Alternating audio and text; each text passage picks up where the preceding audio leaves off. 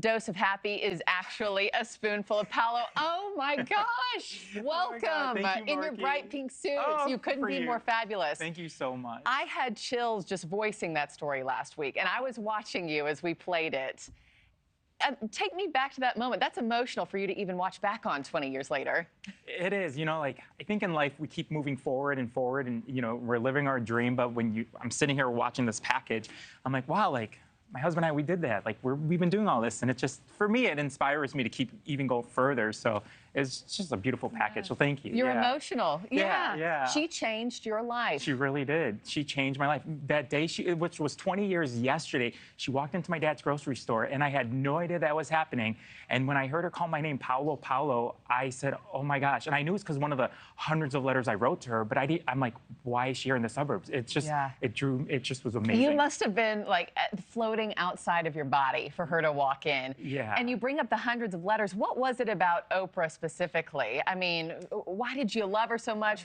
You thought she held the key to... Yeah, I just, as I told Oprah in the interview, watching her, the Oprah show was like a safe space for me. It's like I learned so much about myself that I didn't learn at home or at school. Like, it was watching the Oprah show. So me writing letters to her was me asking her for help, because I knew if someone's going to help me, for me to live my dream, it's going to be Oprah Winfrey, but also for me to be my authentic self. Like, and that's why I had that reaction, because it's like I knew this is something good, something big. It was so genuine. You can feel it through the screen. Just 20 years later, went on Will and Grace. I mean, where would you be right now? What do you think life for Paolo would look like? I wouldn't have given up on my dreams. It probably would have been harder to get where I am today, but I would not give up. She gave me a little boost, and like I told Oprah, I took that boost and I kept running and running and running to see where it was going to take me.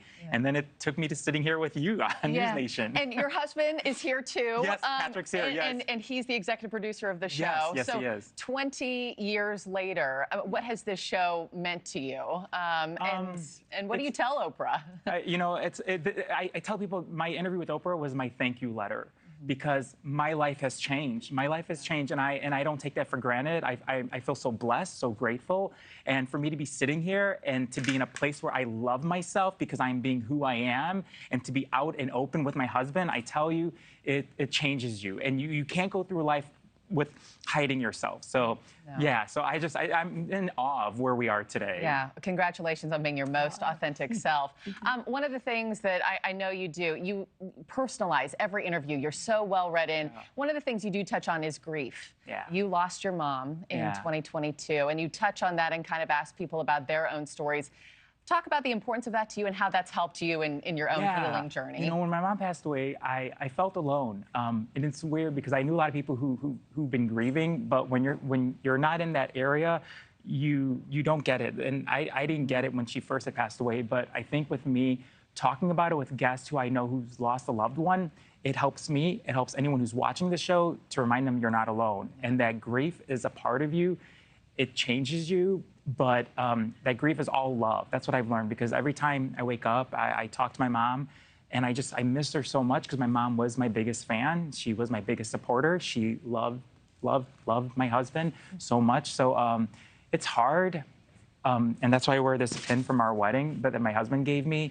That's your mama? Yeah, it's my mom from our wedding, and so I just feel like she's always a part of me. But I miss her so much, but I know that she's so proud of me. She's so proud of you.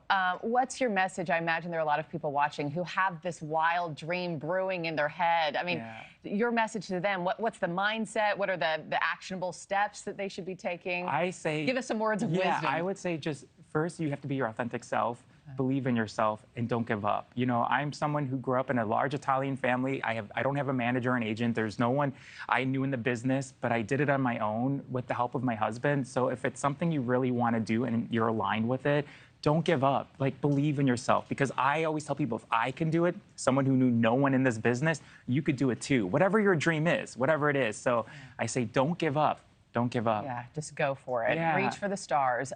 Lastly, who's next on your list of I would love to interview and sit down with this person? Well, we got to manifest it out there in the universe. There's so many people. Like, I still want to interview Markie Martin. I want to interview Kelly Ripa. Like, there's still a couple of people I still want to, like, I'm still not giving up. But we're going to New York in a few weeks to interview Megan Hilty for her new Broadway show, Death Becomes Her. So I'm really, really excited. And yeah, so we'll see. Thanks for watching, everybody. Go to joinnn.com to find NewsNation on your television provider. Also, don't forget to click that red subscribe button below to get more of NewsNation's fact-driven, unbiased coverage.